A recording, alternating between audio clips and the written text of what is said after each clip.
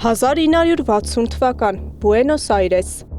Մերսեդես-Բենցի բարձրաստիճան աշխատակից Ռիկարդո Կլիմենտեն թույլ է տալիս չարաբաստիկ սխալ, ուշանում է ավտոբուսից, սովորական պատմություն է, չէ՞։ Բայց Ռիկարդոն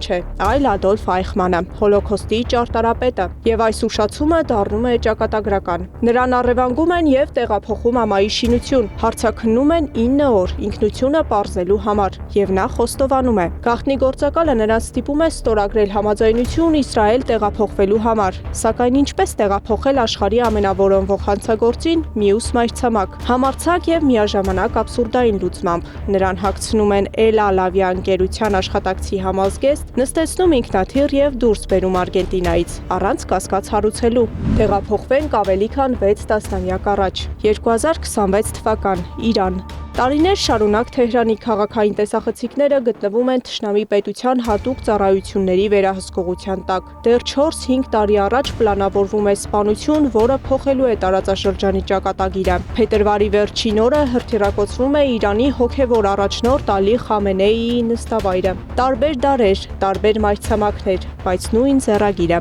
Մոսադ, աշխարհի ուժեղագույն արտաքին հետախուզական ծառայություններից մեկը։ Նրա գործունեության հիմքում մեկ սկզբունք է. սպառնալիքը պետք է վերածվի դեռևս ձևավորման փուլում։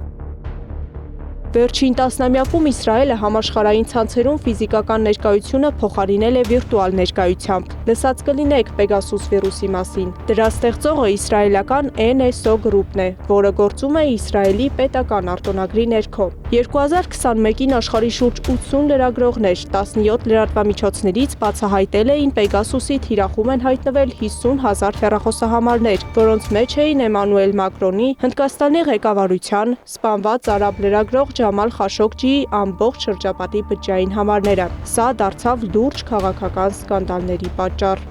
Քաղաքական սկանդալները, սակայն, հեշտությամբ չեն հարթվում։ 1970-ականներին Մոսադը եվրոպական մայրաքաղաքներում, Փարիզում, Աթենքում, Հռոմում, Նիկոսիայում մասսայական սպանություններ էր իրականացնում։ Գործակալները սպանում էին պաղեստինցիներին, որոնց կասկածում էին օլիմպիական խաղերին հրեա ատլետների սպանության համար։ Հետագայում արտահոսած փաստաթղթերը ցույց տվեցին, որ այդ գործողությունները հաճախ իրականացվել են առանց ընդունող երկրի պաշտոնական թույլտվության, ինչը լրջորեն սրեց Եվրոպայի եւ Իսրայելի հարաբերությունները։ Թվում է միասնական եւ անխոցելի համակարգ, սակայն միֆականացված կերպարը ճաքեր ունի։ Մոսադի միֆականացման միջոցով կառույցի անհաղթահարելի կերպարի ստեղծումը Համասի հարձակման ժամանակ չարդարացրեց իրեն։ Reuters-ն էր բացահայտել։ Իսրայելի Մոսադը փաստացի ձախողել էր, չկարողանալով կանխարգելել 2023-ին Գազայի վրա Համասի հարձակումը։ Մոսադի պատմությունը ցույց է տալիս, երբեմն մեկ ուշացում, մեկ գործողություն կամ մեկ սխալ կարող է փոխել պատմության ընթացքը։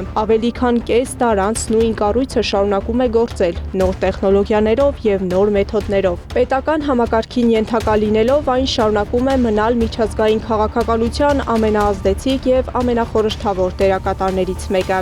Սեդա Գյուրեղյան, Գեղամ Ղազարյան, ABC Media։